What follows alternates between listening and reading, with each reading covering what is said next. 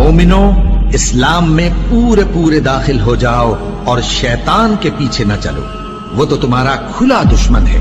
پھر اگر تم احکام روشن پہنچ جانے کے بعد لڑکھڑا جاؤ تو جان رکھو کہ اللہ غالب ہے۔ جو لوگ سود کھاتے ہیں وہ قبروں سے اس طرح حواس باختہ اٹھیں گے جیسے کسی کو جن نے لپٹ کر دیوانہ بنا دیا ہو۔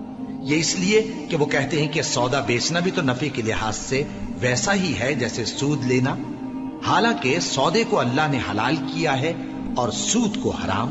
تو جس شخص کے پاس اللہ کی نصیحت پہنچی اور وہ سود لینے سے باز آ گیا تو جو پہلے ہو چکا وہ اس کا، اور قیامت میں اس کا معاملہ اللہ کے سپرد۔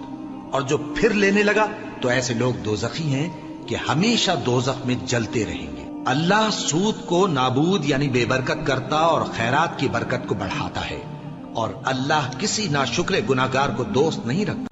طلاق صرف 2 بار ہے، یعنی جب 2 دفعہ طلاق دے دی جائے تو پھر عورتوں کو یا تو بطریق شائستہ نکاح میں رہنے دینا ہے یا بھلائی کے ساتھ چھوڑ دینا، اور یہ جائز نہیں کہ جو مہر تم ان کو دے چکے ہو اس میں سے کچھ واپس لے لو۔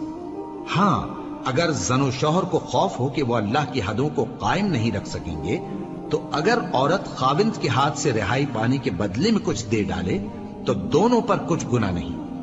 یہ اللہ کی مقرر کی ہوئی حدیں ہیں، ان سے باہر نہ نکلنا، اور جو لوگ اللہ کی حدوں سے باہر نکل جائیں گے وہ گناہگار ہوں گے۔